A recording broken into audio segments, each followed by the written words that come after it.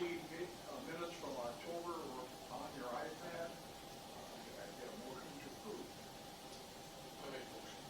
Motion made by Russ, seconded by Ron. All in favor? Aye. Aye. Motion carried. Sure.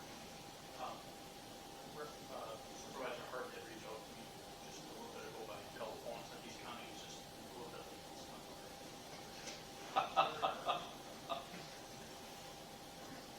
Okay, jail remodel and building needs. You want to step into that one, John? It's turned back over to law enforcement committee.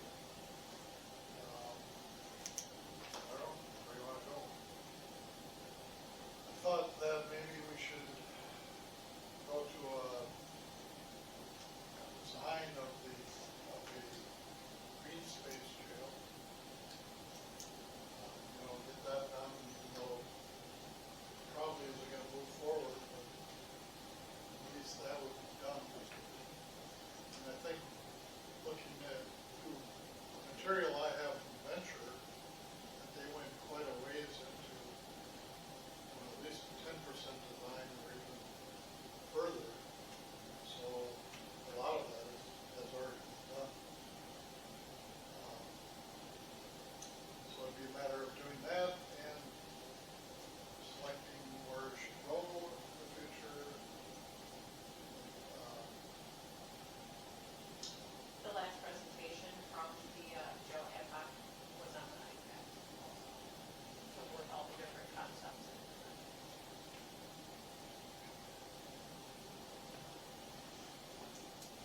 Any further discussion?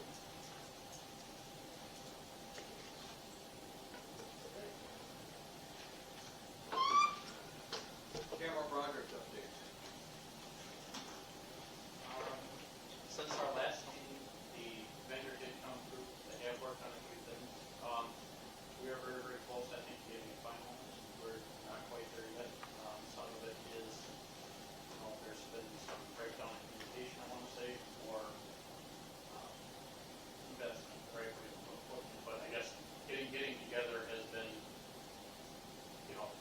there's a lot of things going on. So getting together is not moving one as fast as maybe we'd like, but I think we're very, very close. I met with Rick yesterday on this, and I think we're just at the point now where there's a few things that we've reached out to the vendor for in the past on a number of times. They haven't provided that yet, and so we still continue to work with them. And that's part of that breakdown in communication I'm referring to.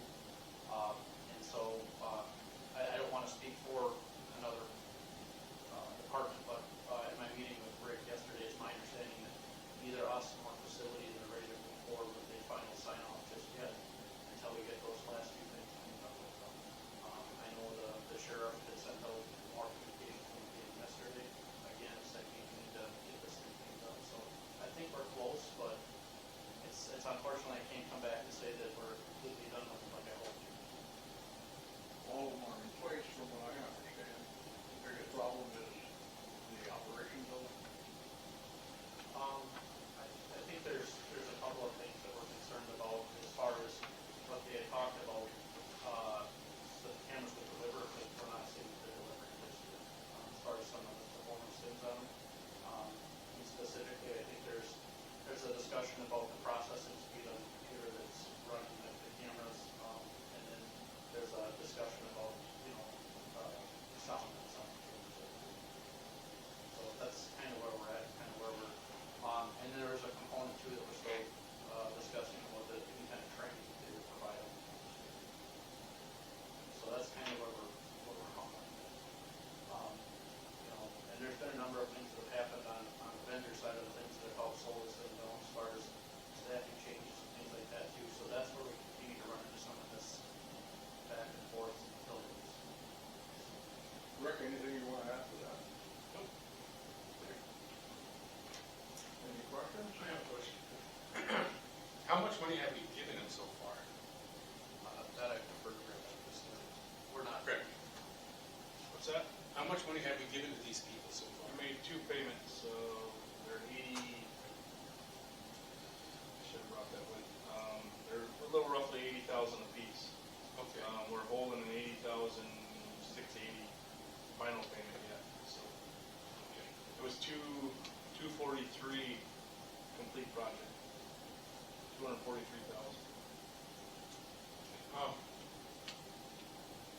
So they're basically going through personnel problems, possibly. That's why I'm reading it. Is it there's something as far as their staffing goes to get this job done, or there, you know? Certainly that has not helped. Yes, they've had turnover and things like that that has slowed things. So we would have somebody that was assigned to us to work with us, and then all of a sudden, we find out later that that person's no longer coming for whatever reason. We weren't provided a reason to this. Not really my business, not why they're not there, but they're not there. So now you're working back and trying to get back up and deal with somebody else. This has been going on, this project, for a little bit of time here. Correct. Have you ever thought about maybe, I don't know, getting our money back from these people and going to somebody else? If they're not delivering when they're supposed to be delivering, I think that's a big problem, because that camera system is a major issue, you know, and it's a liability issue. So I would think that we would, you know, give them a time frame as to, you know, this is what you gotta do.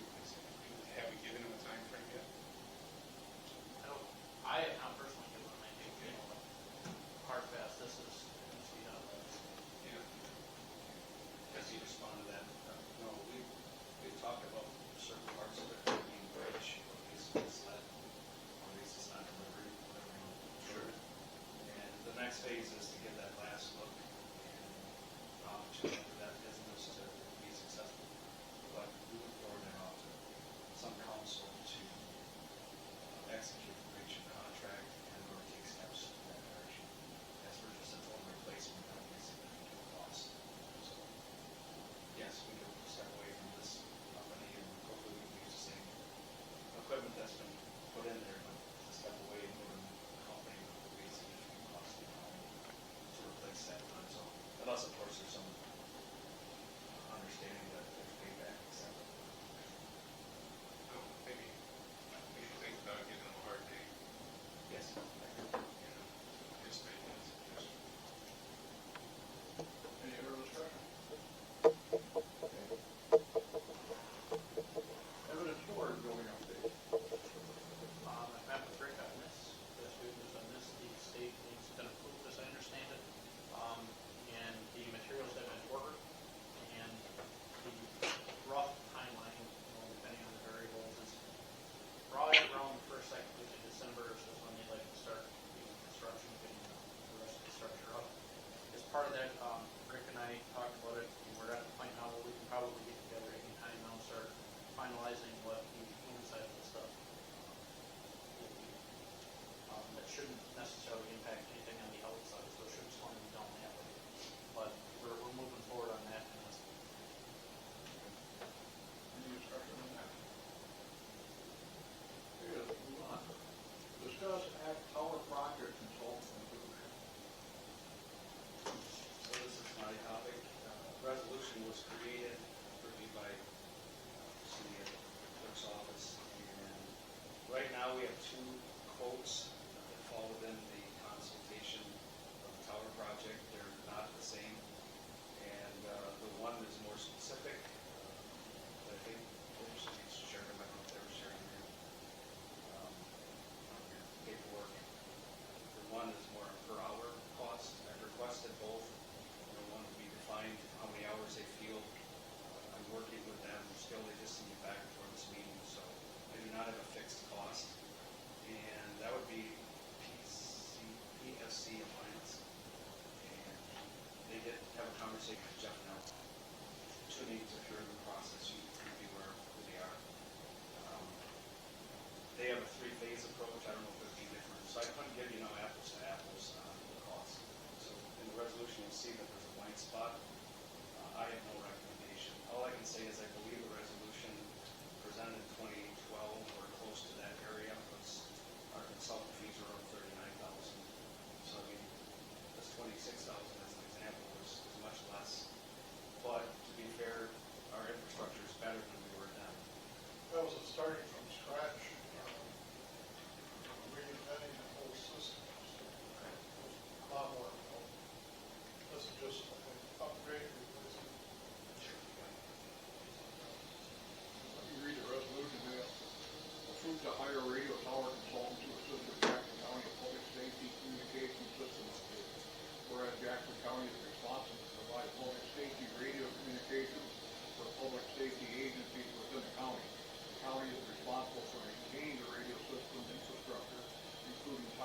base stations and radio equipment. And whereas local emergency response organizations are dependent on this network to provide services to protect the residents and visitors of Jackson County. And whereas the current radio tower network equipment and infrastructure operated by Jackson County is at the end of life. And whereas the size and scope of this project will require the assistance of technical expertise in order to provide adequate radio coverage and ensure compliance with existing laws and regulations. And whereas the sheriff is seeking approval to hire radio tower consultants to assist with the Jackson County Public Safety Communication System update, and the cost for the service should not exceed quotes or estimates. Example, one of the quotes is $26,400 and no cents. Now therefore be it resolved that the Honorable Jackson County Board of Supervisors hereby authorizes the county clerk to enter into a contract with one of the vendors to provide said service, and be it further resolved the cost for the consultant should not exceed, that's my point, and shall be paid from OCHA compact money. Ron? Second. I'm not going to second it myself because we don't have final costs. We don't have the estimates. We're just not prepared. I mean, everything we're saying here, we're going down the right path, but I just think it's premature of the committee to approve something with essentially a blank in it, that's all. Any discussion about? I mean, if you say, yeah, these are the two offers, we choose which company we're going to go to, then yeah. But I think, my opinion, it's just a little bit premature to approve this without getting those estimates from the companies. That's why I'm not second. We're working at the speed of the consultants and the process, and we can't force them to do things they don't want to do. So we really work with the information we have. We follow through the resolution as requested. Our guidance from the board. All in favor, we have the pass the resolution? No, one second. Additional second. One second. Let's carry it on to next month and bring it back, and hopefully we'll have some more prices. As far as paying for the upgrades, we got, I think, some rough estimates of up to $5 million. Depends on the scope again, but yeah, it could go from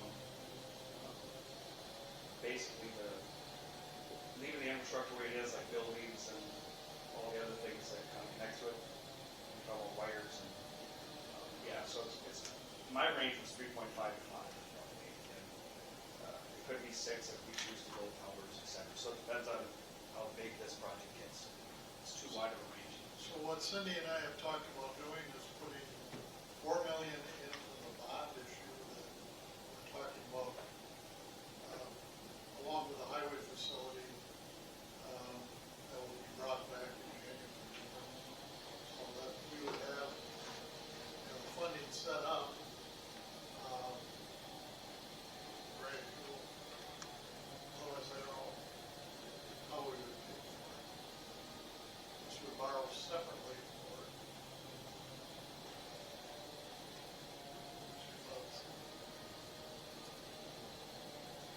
The reason we kind of are looking at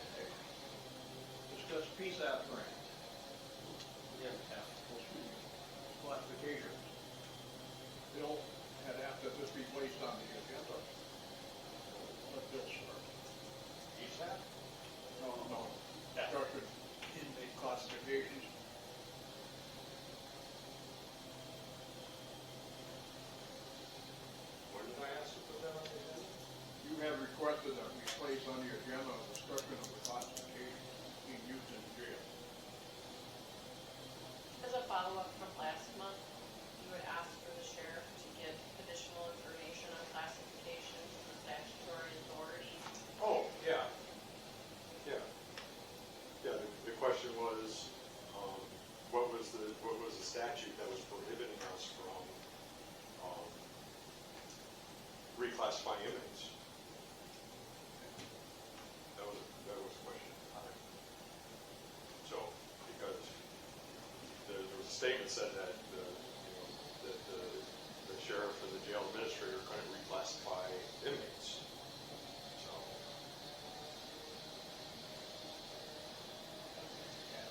So I believe the statement is the one that I made, and the statement, as I recall, was the reclassification of inmates can't be done simply to just meet the jail housing needs. And so the statute, what it says, the one I'm referring to is 30236 under the Wisconsin State Statutes, which is titled Classification of Prisoners, and it also has a companion statute under Legal C 350.21 that goes with it. And what the statute says, and I'll just read the statute, is the sheriff, the jailer, or keeper of a jail shall establish a prisoner classification system to determine the prisoner housing, rate assignments, how to supervise and provide services and programs to a prisoner, and what services and programs to provide to a prisoner.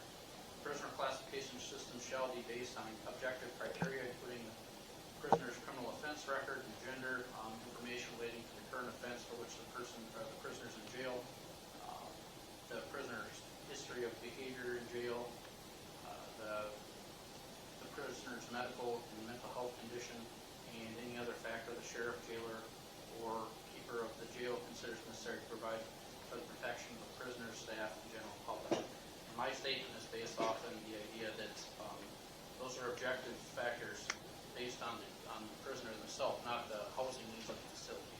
So it's an interpretation of the statute, I guess is what you say, is where I came to that statement. I don't know if that answers your question or not, but that is the basis of the foundation of my statement. Now, we can maybe disagree on whether or not I'm interpreting that right. That we could discuss, but that is the basis of my statement. Any further discussion? I look at that statute where it gives you a wide range of, it doesn't specifically say that it's a set in stone, you know, like the classifications, it says when they enter the jail, you know, but that can, the way I look at it, it gives you all the, you know, the jail keeper, the ability to change that classification. When I say classification, I mean where that person is going to be settled as far as the cell itself goes, or where they're going to be placed. So, I mean, you might have somebody coming in from, you know, another county. You have no idea, you know, this might be the first time they've ever been in the system.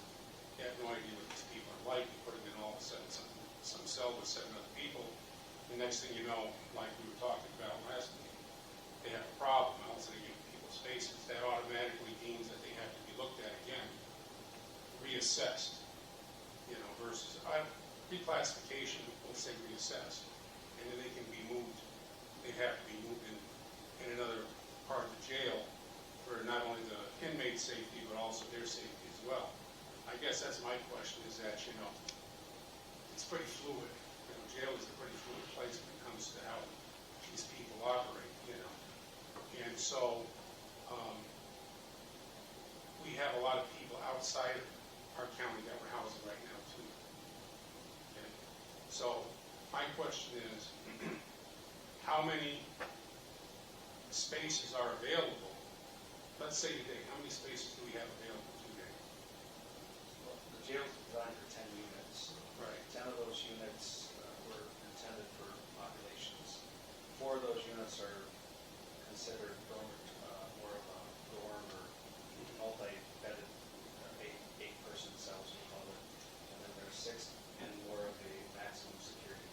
The reason that's important is that due to intake and receiving and some of the earlier steps of classification, 2 of the cells have been determined to be intake cells because of the volume or the time needed to take and receive those intakes. And so what's available for classification, depending on the the screening and criteria, we have anywhere from 6 units to 8. So, and that makes a challenge. So I guess my question is, if we have people in the other, like say Trempealeau or Clark, right?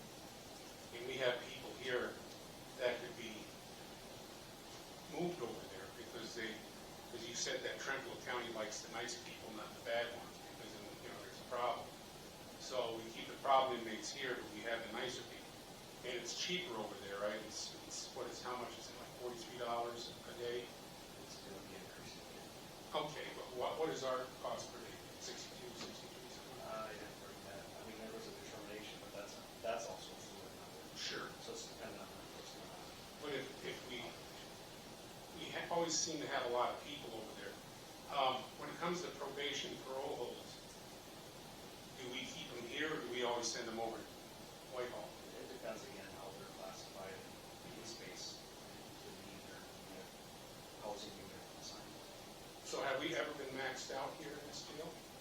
Depends on how you class, what is your term maxed out? When I say maxed out, I mean there's absolutely no space at all available anywhere where we are absolutely to the top as far as max goes for, you know, inmates. So in years past, yes. With our new, with what we're following now with the housing plan with DOC, we are restricted to what we can house in those units based on criteria classification. So not every bed's full, that's what you're asking. Right. So, I mean, it just, you know, it's a tough job. You know, running the jail is tough. You know, running the department's tough. I'm just saying, you know, for me, I think we need to kind of take a look at, and I mean, we've been doing this since I've been here, this jail thing. Maybe discuss this a little bit further as time goes on, you know what I mean? We've got a lot of issues in here, cameras, this, that, coverage. So, I mean, it might be something that we, you know, might want to talk about again. But that was just my questions. I'm sure there's other questions out there that people might have, you know. I mean, even in the audience there. So, but for me, it's just a matter of, you know, taking a look at what we have available. And, you know, we have bed space, which is a good thing, because that's what you want. You want the space. But I'd hate to see us, you know, keep sending people over to Whitehall, which isn't, I don't think, a bad thing either. It's cost effective as of right now. But then we turn around, we still have like 15 to 20 spaces available. You see what I mean? And then we're making a determination that we need another 30 plus bed spaces available for the new jail. So that's what I'm kind of looking at, you know. And I might be wrong, I might have a totally different way of thinking than some people, but, you know, that's just me. And I don't know whether anybody else agrees with me or not, but, you know, and I understand it's a tough thing to deal with, so I'm done. Any other discussion? Okay. PSAP grants. Yeah, so the PSAP grant was we actually awarded the grant that we applied for.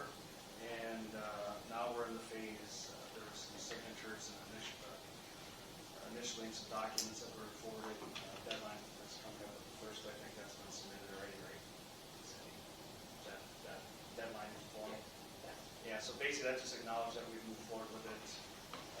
What that does is put it in the next course of action, approved budget and timeline, and start arranging those steps. So basically, starting at the first of the year, the grant period between now and the first of the year is to get out to those vendors that we were seeking, secure those, get in that RFP format, and trying to jump into that timeline to execute that for the end result of having extra license.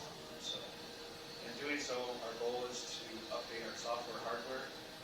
There are some things that we also have available to us. Dispatch furniture, equipment, that's in the grant. It's not my criteria, but it allows us to update things that we wouldn't normally have the opportunity to spend or at least have it be a tax levy. So I think this is a good thing. A goal here is to have Chief Deputy Gray and Captain Mazur and LinkedIn to be part of this and executing the next steps of the grant. Discussion?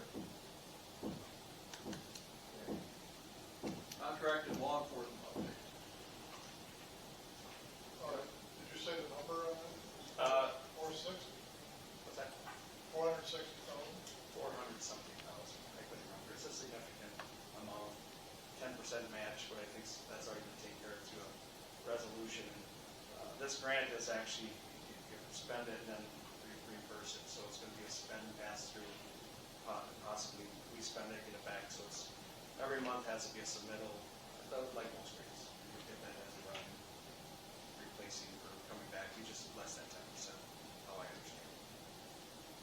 We'll have all new council. Sounds that way, yeah, they approved that part of the grant, so there's some other things that, were within the objectives and goals, but that's significant, because that equipment's available, so.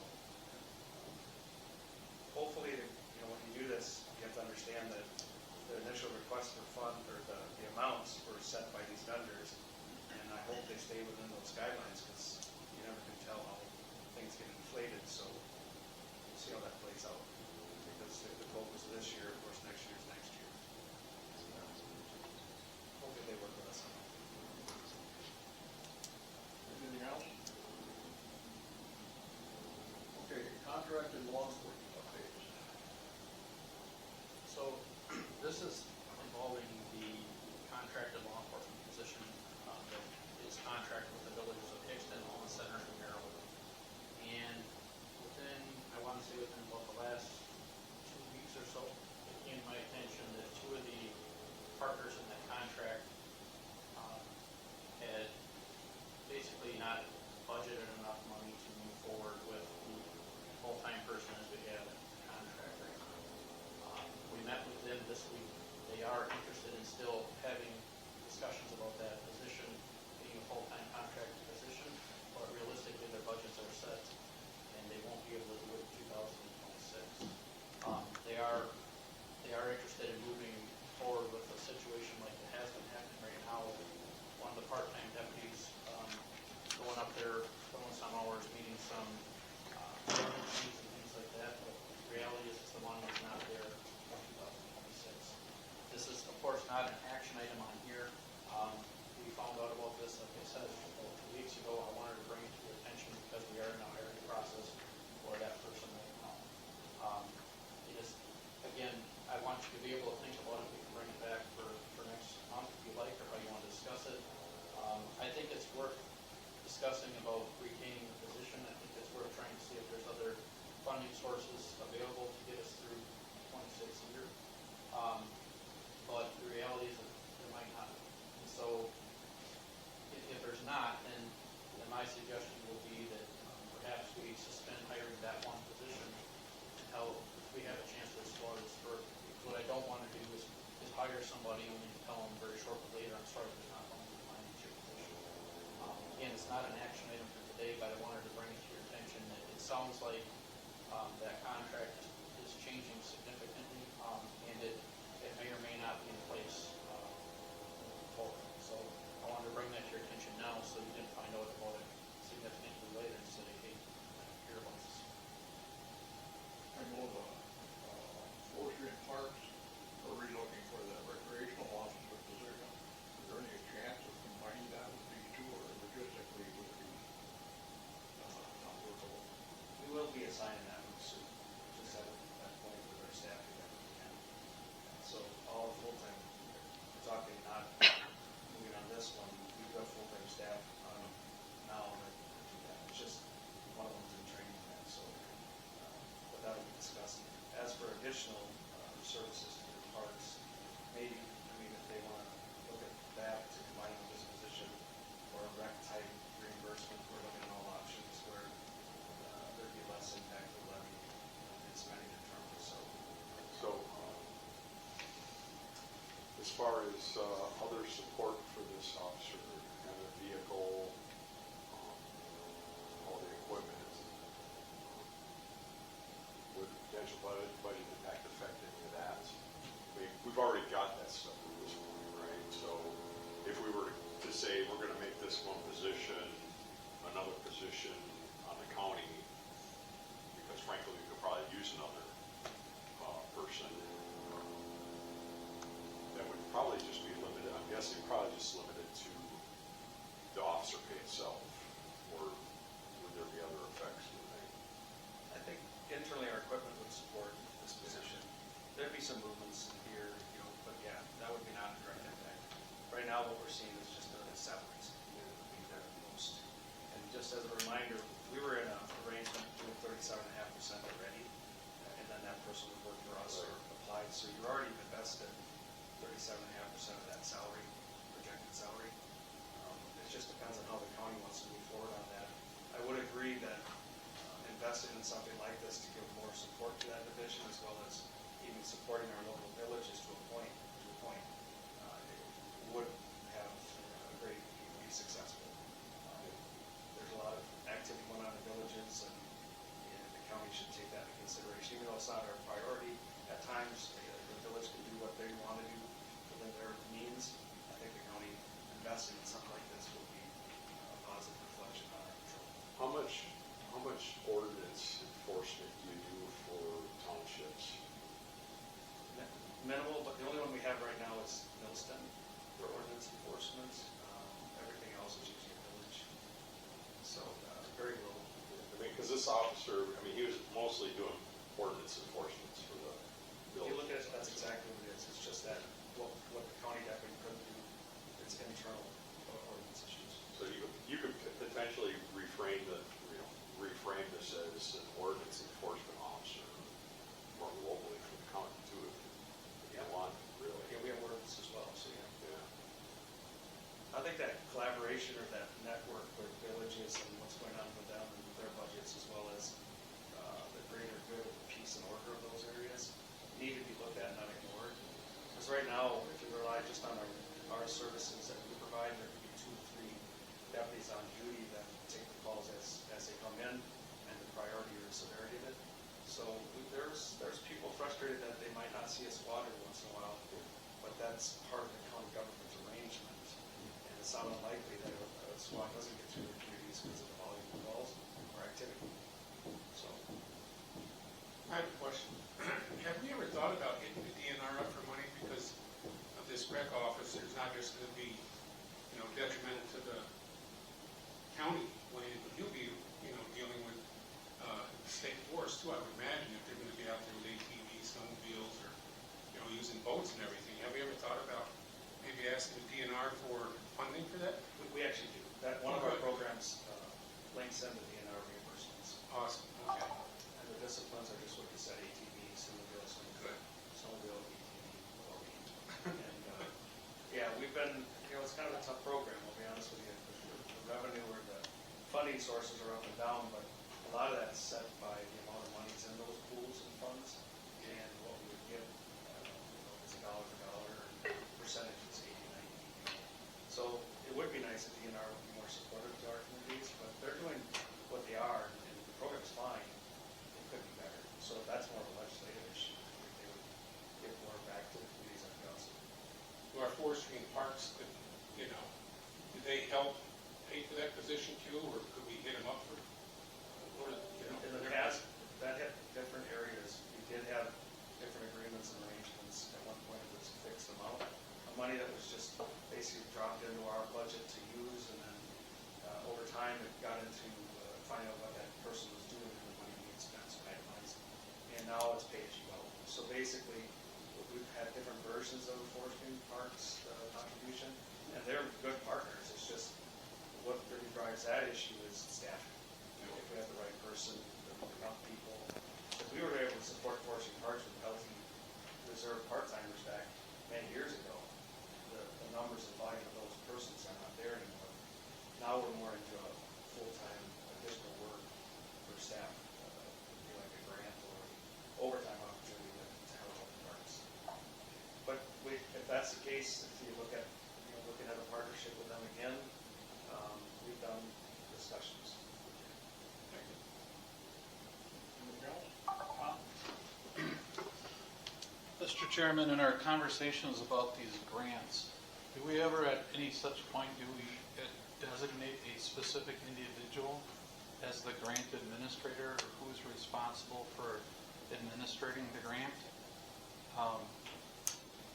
We talk about if we approve the grants and we have all of these grants that we go through, but do we have a designated person, delegated or designated officially on paper, that is in charge of managing the grant or grants? I don't believe so. I think that the grant program is basically done with the help of city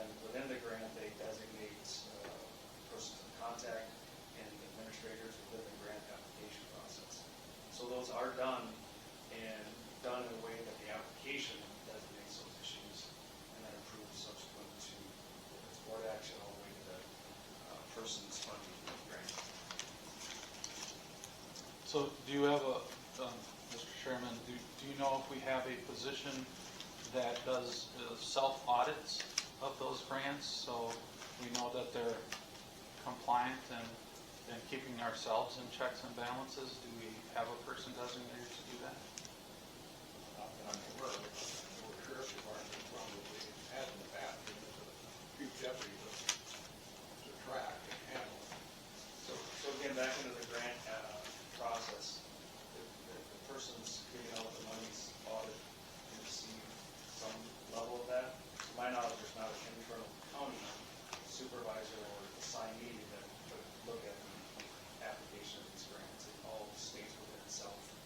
And once we're moving into the grant periods, submittals, et cetera, the reconciliation forms, et cetera, it's handled within the state or whoever the person is organizing the grant. So it stays within the consent. I know I am involved in a couple of grants where I'm the fiscal agent, so you have a reporting agent who will do their reporting, and then I have to go in and review that and sign off as the fiscal agent. It's a couple smaller grants in some other departments, and I believe Human Services has that same concept also. The department head is in charge of it, but the fiscal manager has to sign off on the fiscal part of it. Maybe this is something that, executive finance personnel might want to talk about. We should have a position for that. Thank you, Mr. Chairman. Okay, anything else?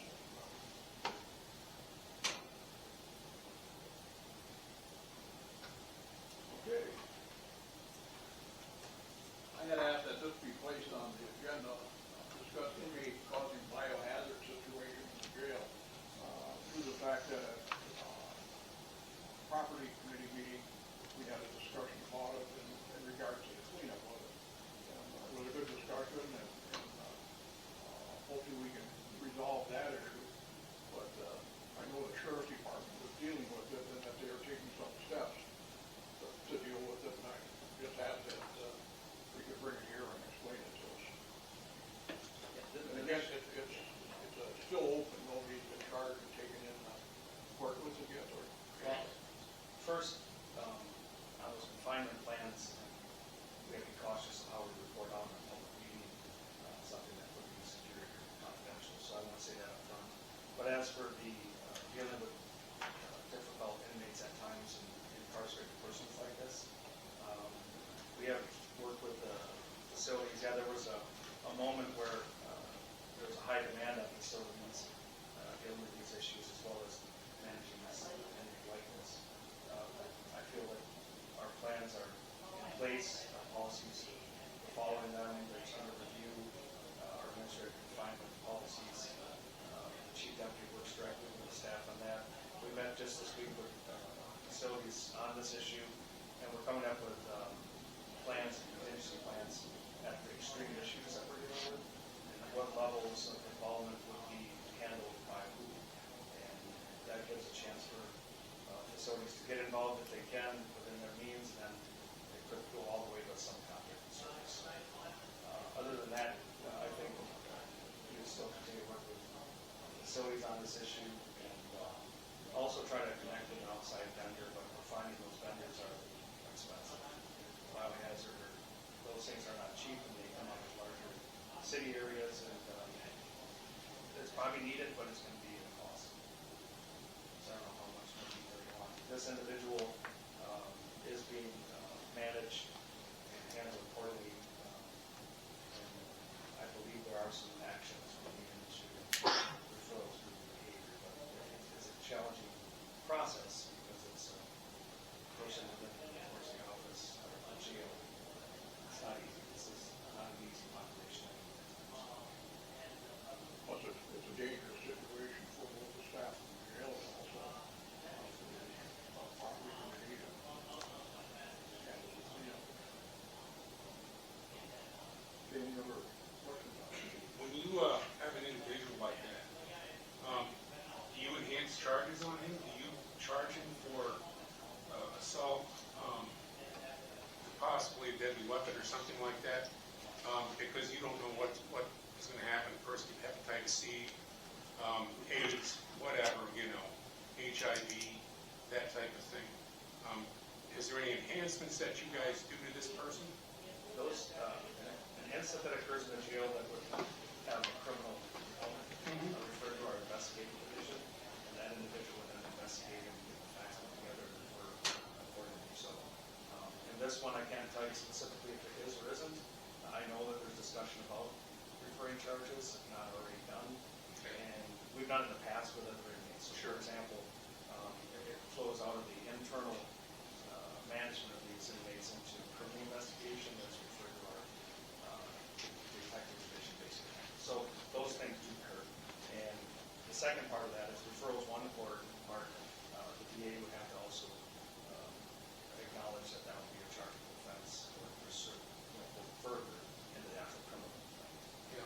So yeah, those things happen quite regularly. This inmate would be in that category. And when that does happen, the inmate gets, not to say reclassified, but they get moved, or they, if they're in an 8-person cell, again, to get back to this other, they move to a segregation unit or something like that. Do you have that?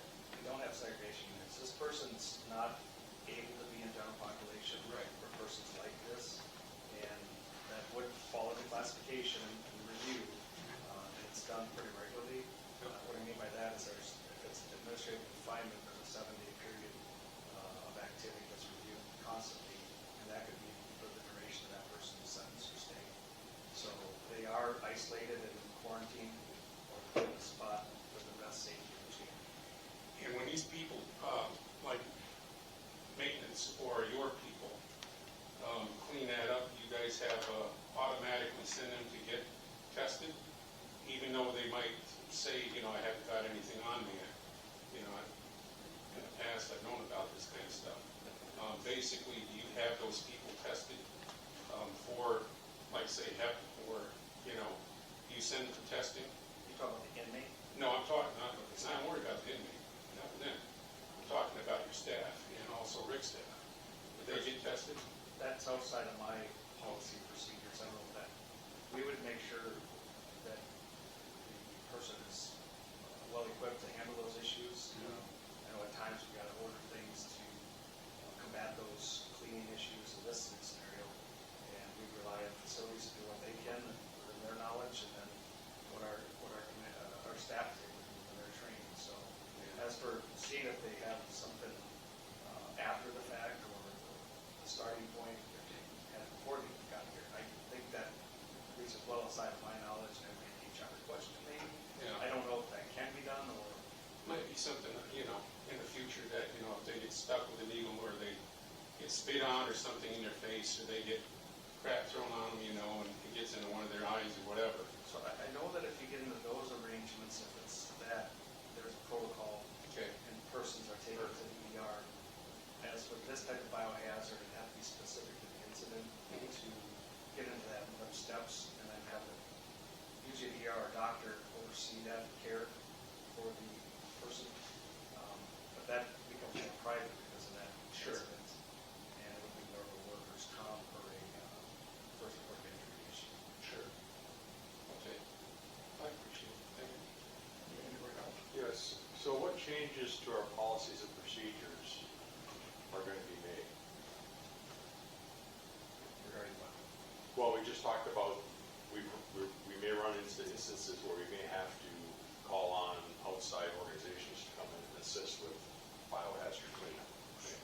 And our people are trained for biohazard and deal with biohazards, right?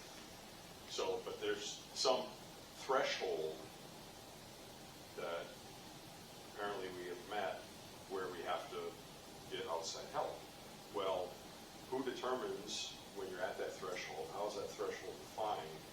And what does our policies and procedures say to address that situation? Are those situations even defined in our policies and procedures? So we're talking about this problem that was a little bit bigger than we had the staffing to handle, right? So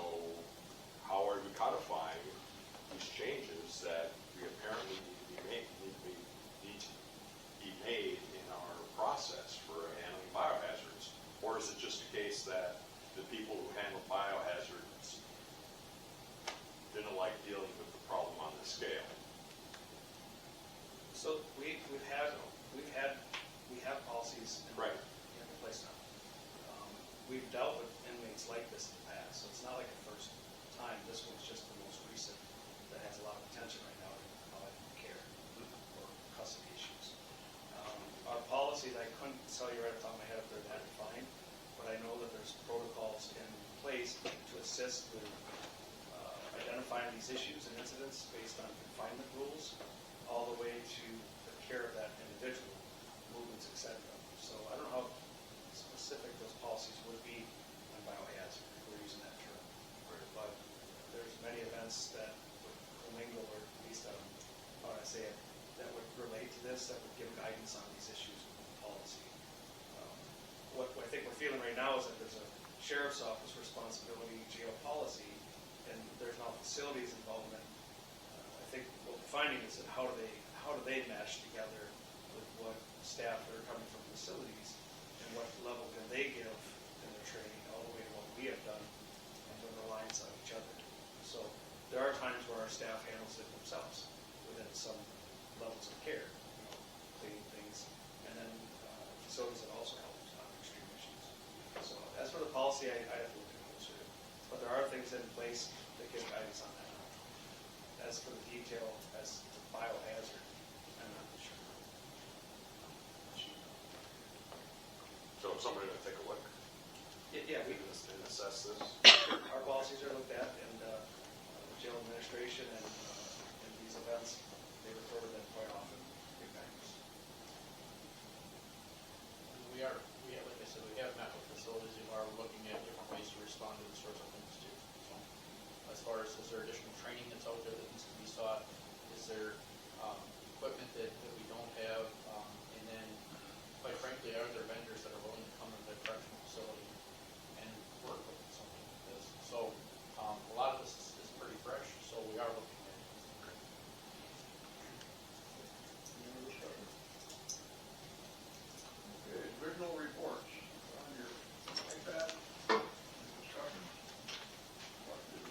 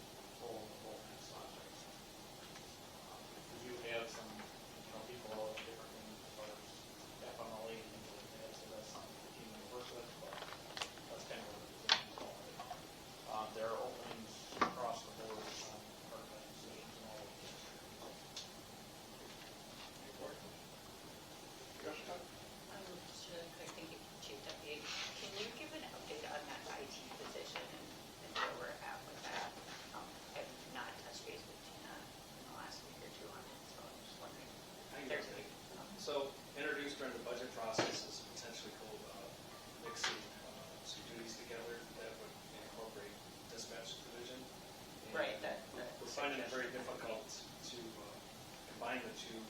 There's not one, you're gonna hire one or the other and then hope that they can do the other. They don't really mesh as well as you think, but it would be nice to have the oversight on IT specialists, for example, to know our internal operations and equipment. So until that, I have one started, it's not complete. The job description needs to be reviewed, of course, improved. But as for what's next, you could use support. The problem is that we're faced with also trying to ease up on some of the responsibilities for dispatch supervision, or at least have better consistency in that area to support that division. So right now, Captain Hauser's doing it, and he's wearing many hats, and we just gotta find out what the best fit is for that arrangement and move from there. So I would hate to, I know there's applications and some recruitment, but now's the time to look at that. I guess it's slow when I get it, but unless there's some guidance from the county on this, we're trying to basically make one person do a couple different jobs. That's not fun. Questions? Jessica, anything else? Thank you. As for a timeline, I would like to have that completed yet this month and brought forward in some December discussions. Or if we're just going to not do something in that arrangement, just move forward on the IT specialists.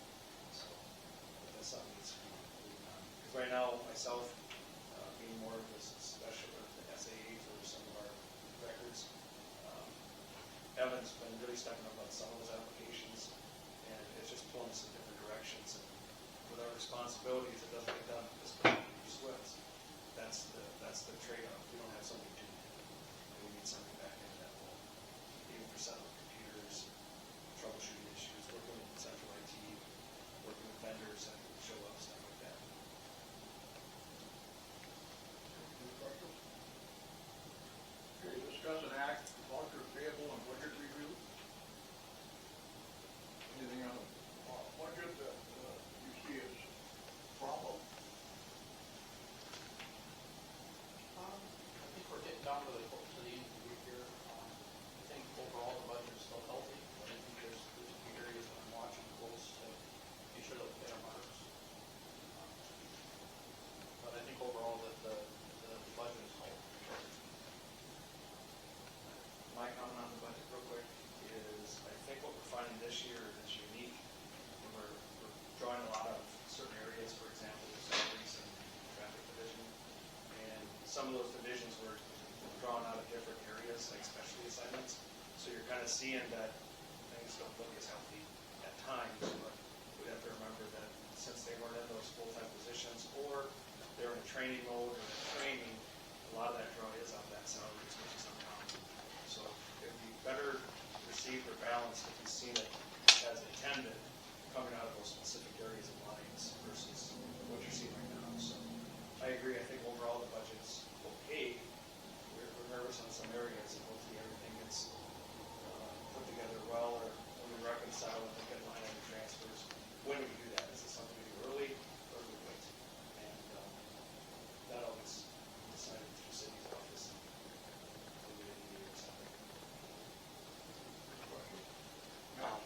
Perkins just sent us like 3 invoices at one time. That's exactly what happened. Thursday, they did not, the billing didn't come in and came all. Okay, whatever.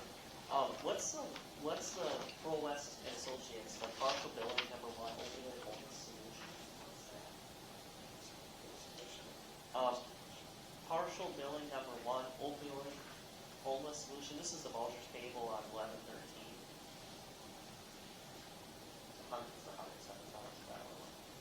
But the bill was $14,303. I'm assuming that's like a grant thing. My first look, if it falls in the city knows the line up better, that would be under that funding source, funding source we get for the project. Okay. As for the reason or purpose, I don't have that. Oh yeah, it says opioid abatement funding. And I was wondering what that is.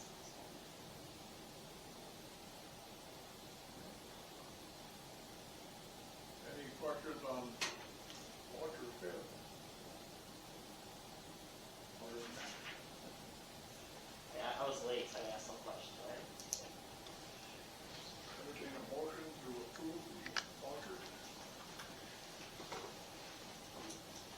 second. Motion made by Ron, seconded by Bill.